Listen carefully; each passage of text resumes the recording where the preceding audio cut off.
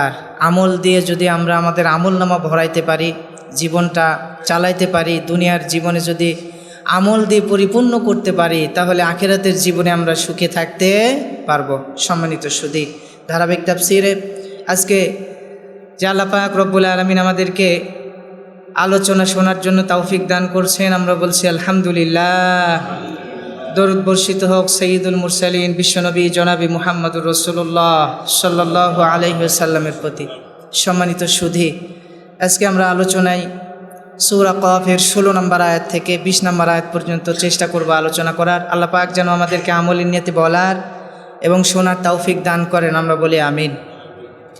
আল্লাহ রাব্বুল আলামিন বলেন, ওয়ালাকাদ খালাকনাল ইনসানা ওয়া না'লামু মা তুওয়াসবিসু বিহি নাফসু ওয়া নাহনু আকরাবু ইলাইহি মিন হাবলিল ওয়ারিদ। আল্লাহু আকবার।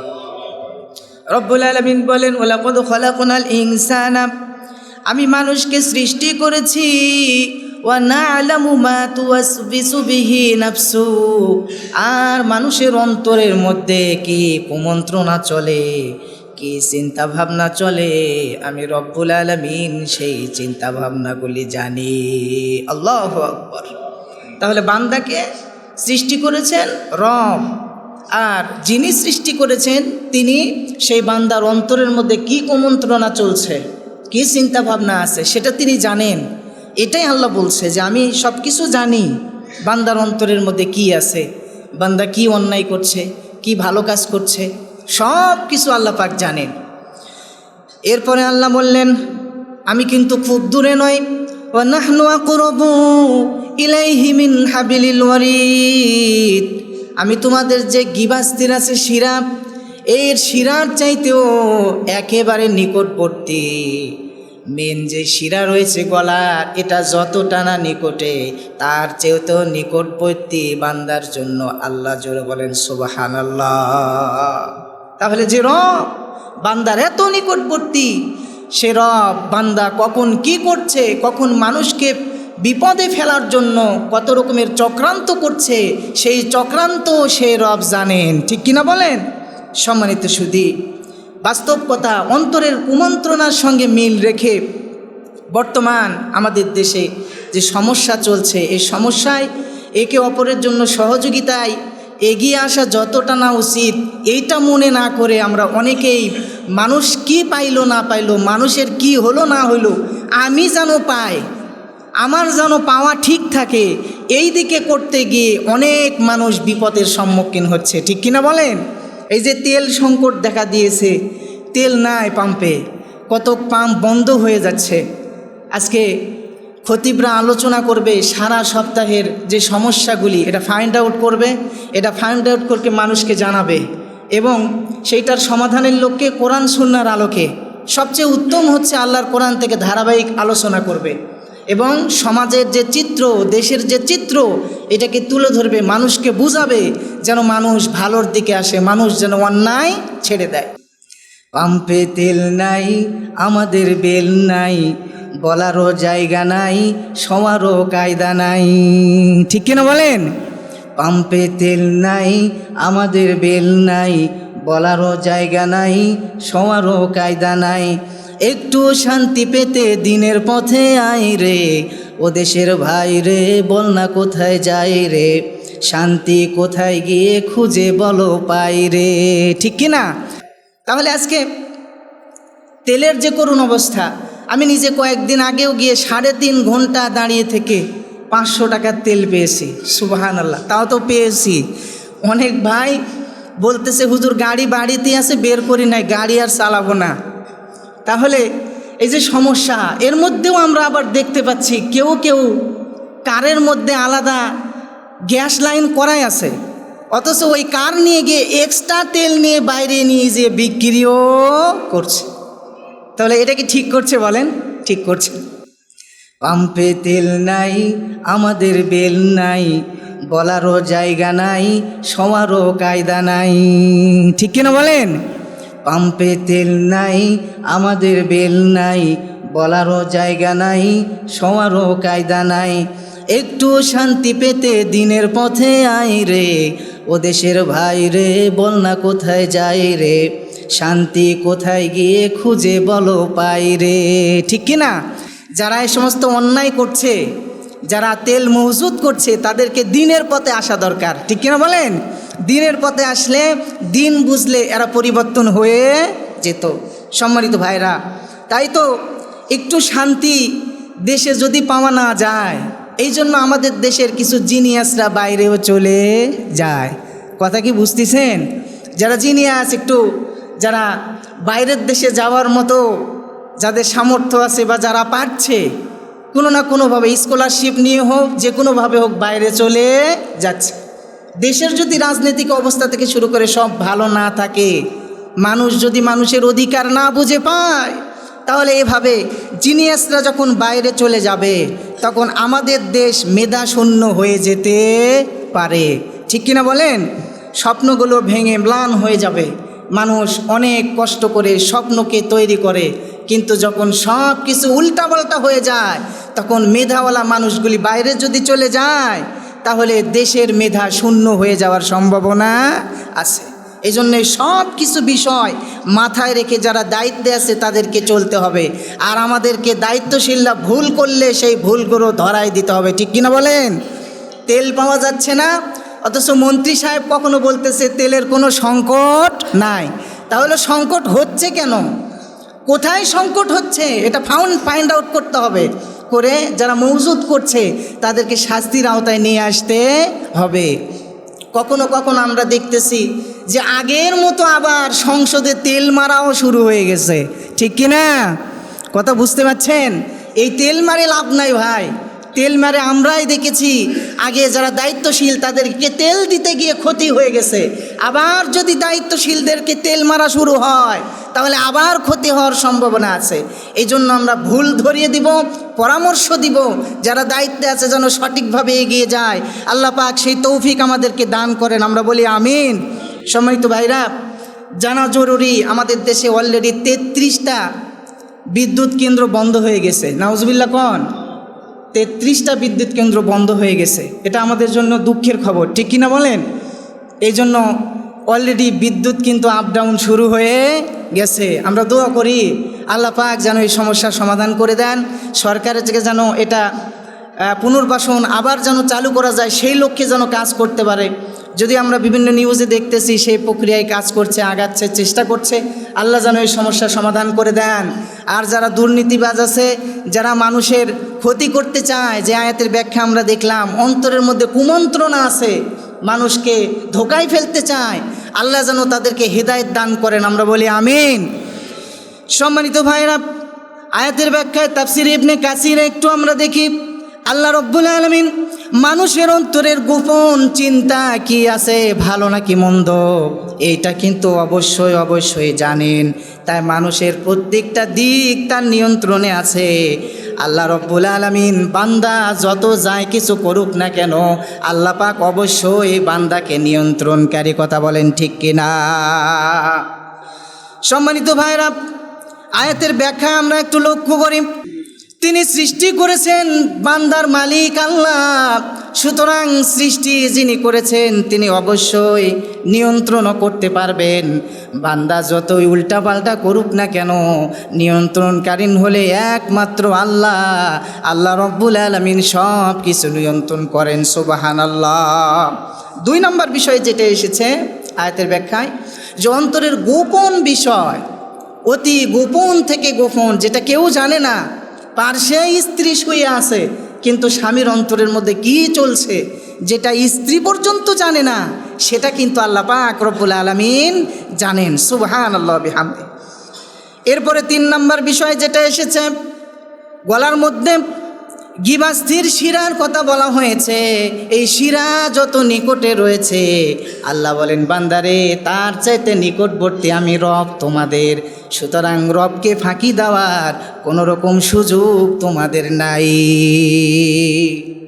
অর্থাৎ আল্লাহর জ্ঞান উপস্থিতি মানুষের শরীরের সবচেয়ে সূক্ষ্ম অংশের চাইতেও নিকটবর্তী।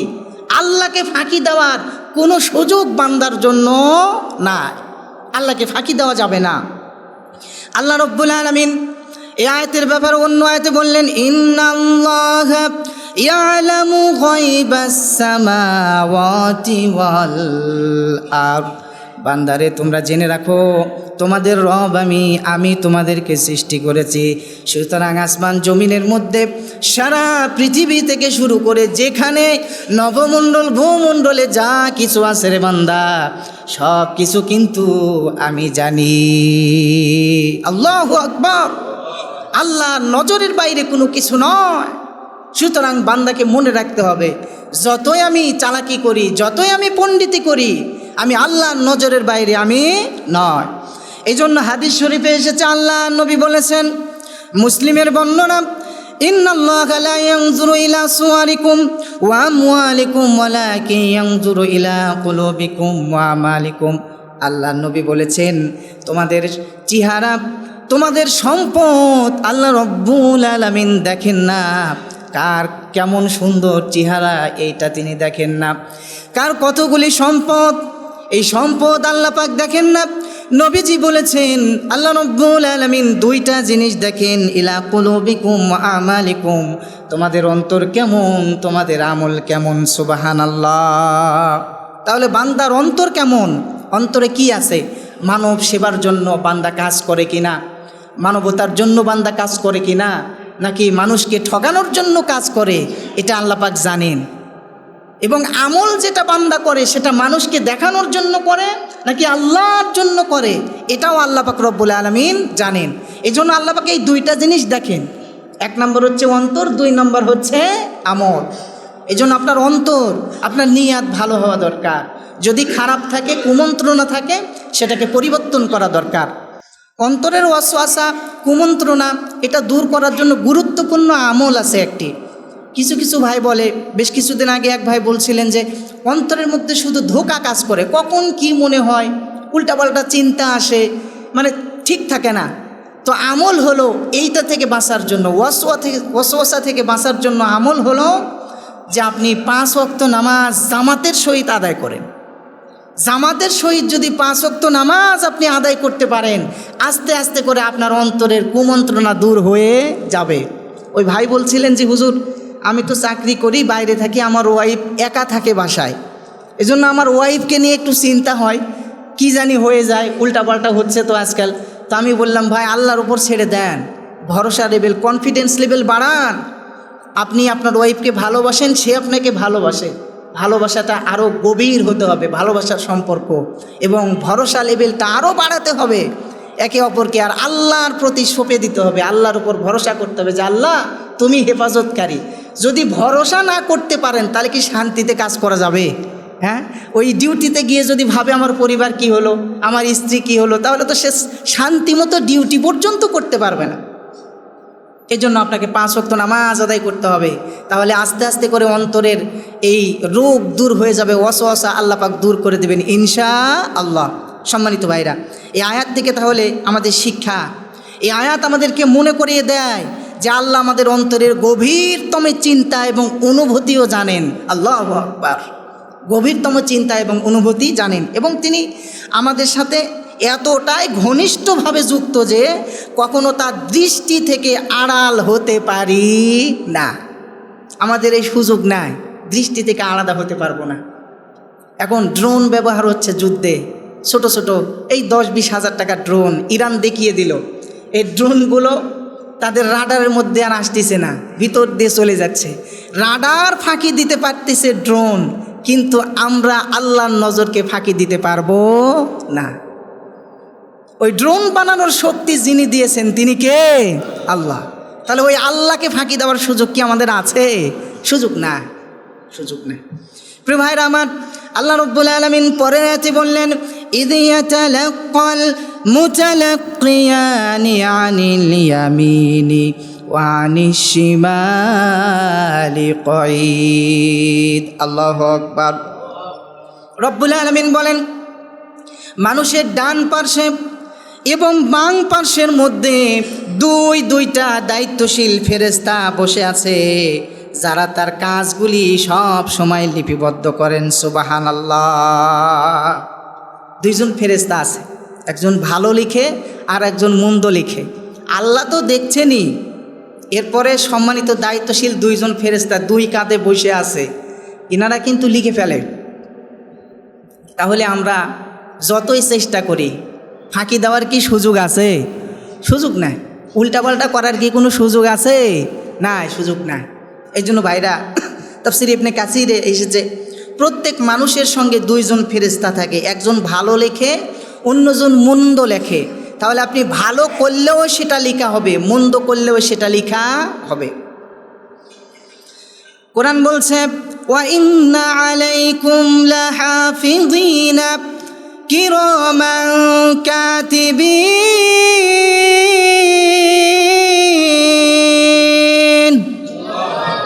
রব্বুল আলামিন বলেন তোমাদের জন্য এমন দায়িত্বশীল ফেরেশতা তোমাদের জন্য নিযুক্ত করা আছে, যে ফেরেশতার কাজ হলো সম্মানিত লেখক।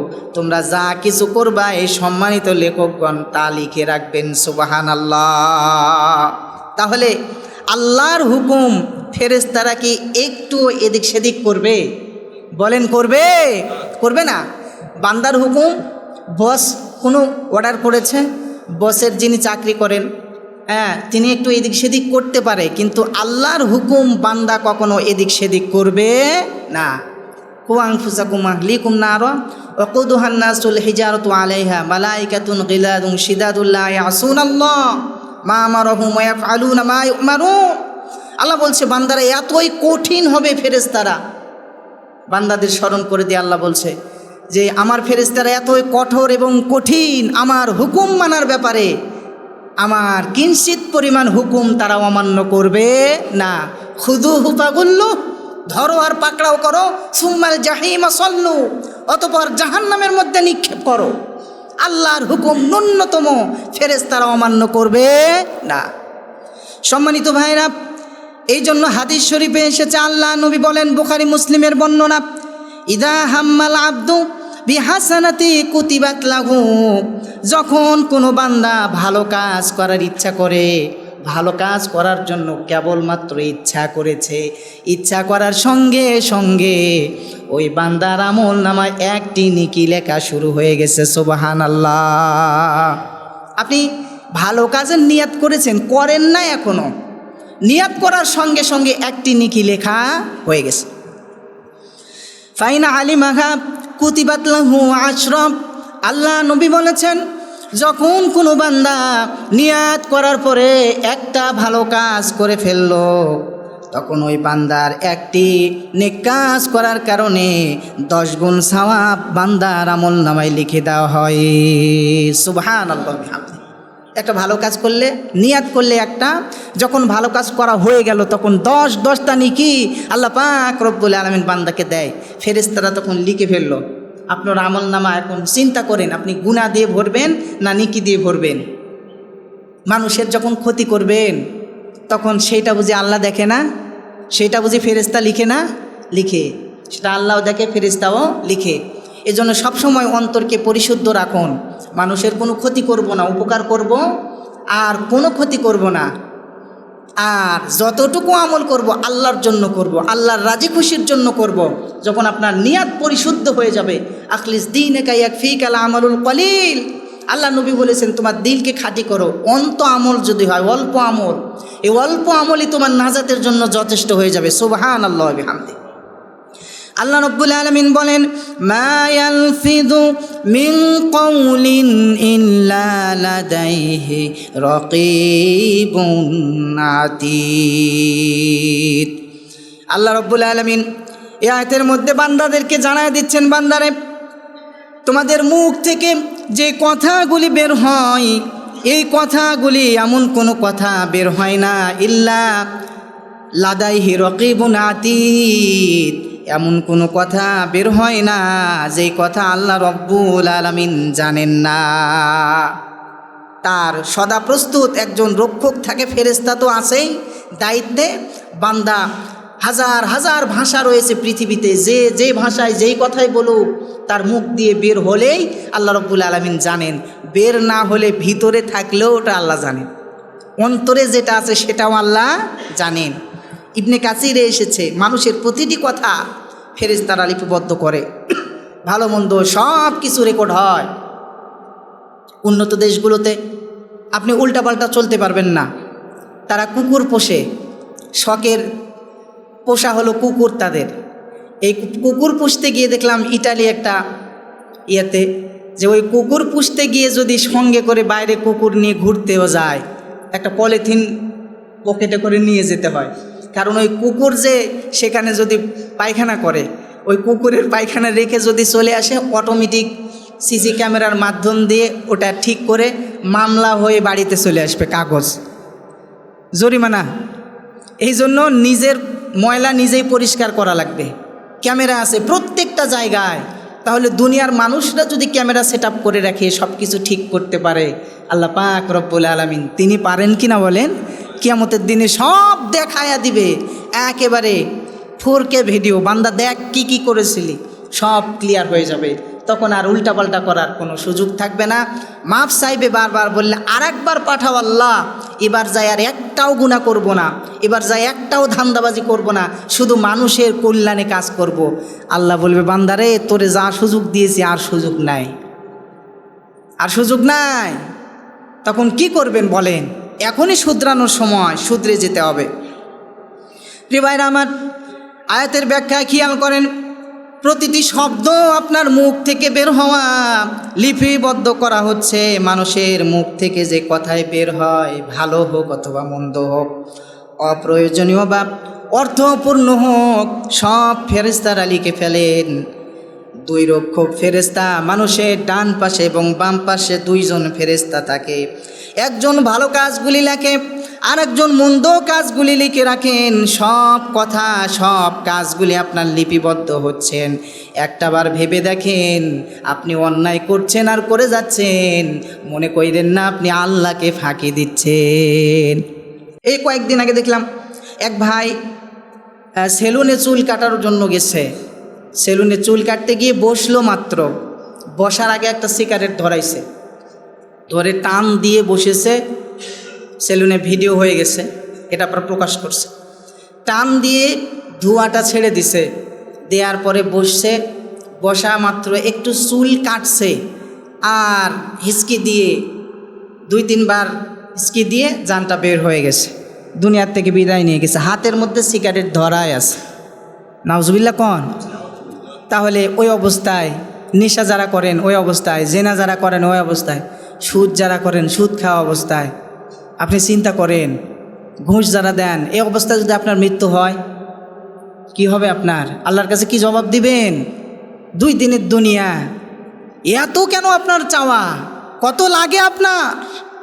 এই চাওয়া তো পূরণ হবে না, শেষ হবে না। আপনি সাধারণ একজন চাকরিজীবী, আপনার মেয়েকে বা ছেলেকে বিয়ে দিয়েছেন ডাক্তার সাহেবের মেয়ের সঙ্গে। ডোন্ট মাইন্ড প্লিজ, ডাক্তার সাহেব যারা আছেন, আমি উদাহরণ দিচ্ছি। তো এখন আপনি একটু নিচু হওয়ার কারণে ডাক্তার সাহেবের ইনকাম কম না বেশি? এই কথা বলেন না কেন? হ্যাঁ, কত কায়দার ইনকাম আছে। যারা কায়দা করে কামান ভালো হয়ে যান, আল্লাহ কিন্তু ধরবে কিয়ামতে। আপনি যত বড় ডাক্তার হন, সিস্টেমে কামাচ্ছেন তো আল্লাহ কিন্তু ধরবে। হালাল হারাম বুঝেন, সম্মান আল্লাহ আপনাকে কম দেন নাই। যে আল্লাহ ব্রেন দিল, আপনার বন্ধুকে পাগল বানায় ঘোরায় নিয়ে বেড়াচ্ছে, আল্লাহ আপনারা ডাক্তার বানাইছে, শুকরিয়া আদায় করা উচিত। একটা গরিব মানুষ, কোনো সমস্যা না, আসছে 5-7টা 10টা টেস্ট লিখে দিয়ে 5,000 টাকা তার বিল হয়ে যাচ্ছে। আপনি কমিশন খাচ্ছেন, ক্লিনিক থেকে কমিশন, ওষুধ কোম্পানিগুলো কমিশন। স্যার আপনার কী লাগবে বলেন, শুধু গাড়ি লাগবে তো চলে যাবে নি? মাসে কত টাকার বাজার লাগে স্যার বলেন, লিস্ট দেন, আমি দিয়ে দিচ্ছি, আপনার কাছে পৌঁছায় যাবে, কোনো চিন্তা নাই। কি করা লাগবে? 2 বছর আমাদের ওষুধ লিখবেন। মিল আছে না নাই? আমি কি বানাই বলছি? হ্যাঁ প্রিয় ভাইরা আমার, যারা করেন না তাদের ভাবার কিছু নাই, যারা করেন ভালো হয়ে যান। কি লাভ এই টাকা দিয়ে আপনার? কি লাভ? তাহলে সম্পদ আল্লাহ দিয়েছেন, আপনি অন্যায় করছেন এটা আল্লাহ জানে। হালালভাবে আল্লাহ আপনাকে কত বেতন দিচ্ছে সরকার, কত সুযোগ সুবিধা দিচ্ছে, এটা নিয়ে আপনি হ্যাপি থাকেন। অসহায় গরিব দুঃখী রোগী যারা, তাদেরকে সহযোগিতা করেন। এই সহযোগিতাগুলি কিয়ামতের দিনে সাক্ষী হয়ে যাবে। আল্লাহর জান্নাতে যদি না যান, দুনিয়াতে কোটি কোটি টাকা রেখে গিয়ে 4 আনার দাম নাই, 4 আনার দাম নাই। এই জন্য চাওয়ার শেষ নাই। একজন সম্মানিত মুসল্লি বলছিলেন, উদাহরণ হিসেবে বলছি, নাম বলবো না, উনি কত সুন্দর একটা পজিশনে আছে, তারপরও মেয়েকে বা ছেলেকে বিয়ে দিয়েছে আরও উচ্চ লেভেলে। তো উনি একসময় বললেনই, হুজুর আসলে আগে মনে করতাম যে আমার অবস্থান আলহামদুলিল্লাহ, কিন্তু এখন উচ্চ লেভেলে বিয়ে দিয়ে মনে হচ্ছে আমি তার কাছে ফকির, কিছুই না। তাহলে অবস্থান ভাবেন, আপনি উপরে যত যাবেন তত আরো অসহায়, আরো অসহায়, শেষ নাই চাওয়া, শেষ নাই। উপরে দেখেন না, নিচে দেখেন, তাহলে আপনি হ্যাপি হতে পারবেন। নিচে দেখেন, আলহামদুলিল্লাহ বলেন, আল্লাহ হাজার হাজার মানুষের চাইতে আপনাকে ভালো রেখেছেন, এর মধ্যেই সুখ, আলহামদুলিল্লাহ বলার মধ্যে। প্রিয় ভাইরা আমার, যুবক ভাইরা, বাবারা, এই জন্য লক্ষ্য করেন, অন্যায় ছেড়ে দেন, অন্যায় ছেড়ে দেন। অন্যায় যদি না ছেড়ে দেন, সব কিছু আপনার লিপিবদ্ধ করা হচ্ছে। কিয়ামতের দিনে মানুষ তার বলা প্রতিটা কথার জন্য জবাবদিহি করবে। তার কথার গুরুত্ব অপরিসীম, কাজের গুরুত্ব অপরিসীম। এজন্য একটা কথা উল্টা পাল্টা বলা যাবে না, একটা কাজও উল্টা পাল্টা করা যাবে না। রব্বুল আলামিন বলেন, মা ইয়াকুনু মিন নাজওয়া সালাসাতিন ইল্লা হুয়া রাবিউহুম। আল্লাহ বলেছেন, বান্দারে তোমরা যদি মা ইয়াকুনু মিন নাজওয়া সালাসাতিন, তিনজন ব্যক্তি মিলে কোথাও সলা পরামর্শ করো, কোনো বুদ্ধি করো, কোনো গল্প করো, মনে রেখো তোমাদের তিনজনের মধ্যে আর একজন যিনি আছেন তিনি হলেন তোমাদের রব। সুবহানাল্লাহ, আরো জোরে বলেন সুবহানাল্লাহ। তাহলে তিনজনের মধ্যে একজন আছেন রব। আল্লাহকে ফাঁকি দেওয়া যাবে? যাবে না, আল্লাহকে ফাঁকি দেওয়ার সুযোগ নাই। হাদিস শরীফে এসেছে, বুখারী মুসলিমের বর্ণনা, আল্লাহ নবী বলেন, মান কানা ইউমিনু বিল্লাহি ওয়াল ইয়াউমিল আখির ফালিয়াকুল খায়রান আও লিয়াসমুত। নবীজি বলেছেন যে আল্লাহ এবং পরকালের প্রতি বিশ্বাস রাখে সে যেন ভালো কথা বলে অথবা চুপ থাকে। কত সুন্দর কথা, যে আল্লাহ এবং পরকালের প্রতি বিশ্বাস করে সে যেন ভালো কথা বলে, হয় ভালো কথা বলবে, না হয় চুপ থাকবে। অযথা কথা বলবে না, মিথ্যা কথা বলবে না, গীবত করবে না, শিকায়েত করবে না, পরনিন্দা করবে না, মানুষের ক্ষতি হয় এমন কোনো কথা বলবে না, সে চুপ থাকবে। ভালো কথা বলতে না পারলে চুপ থাকবে, কিন্তু বলবে না। কেন বলবে না? যে তার সব কিছু হিসাব রাখা হচ্ছে, রেকর্ড রাখা হচ্ছে, তাকে ধরা হবে কিয়ামতের দিনে। তাহলে শিক্ষা কি? আমাদের কথার দায়িত্ব নিতে হবে, আমাদের নিজেদের। যে কথা বলবো দায়িত্ব নিয়ে বলবো, কোনো দায়িত্বশীল এমন কোনো কথা বলবে না অযথা, যার কোনো ভিত্তিই নাই, যেগুলো নিয়ে মানুষ ট্রল করে, যেটা বাস্তবায়নে করা যাবে না, সে কথা আমরা বলবো না, কারণ ওই কথা বলে তো লাভ নাই। দায়িত্ব নিয়ে বলতে হবে, যেটা আমি পারবো সেটাই আমি বলবো, তাছাড়া বলবো না। অযথা মন্দ কথা বলা যাবে না, গুনাহ থেকে বিরত থাকা উচিত, কারণ সব কিছু আল্লাহর রেকর্ডের মধ্যে আছে। আল্লাহ রাব্বুল আলামিন বলেন, এই ওয়াজগুলি দেওয়ার পরে কি বলে দেখেন, ওয়াজাত সাকরাতুল মাউতি বিল হক। বান্দারে, এতক্ষণ যে বর্ণনাগুলি দেওয়া হলো, তারপরে আল্লাহ পাক সতর্কর বাণী শোনাচ্ছে, মৃত্যুর কথা বল।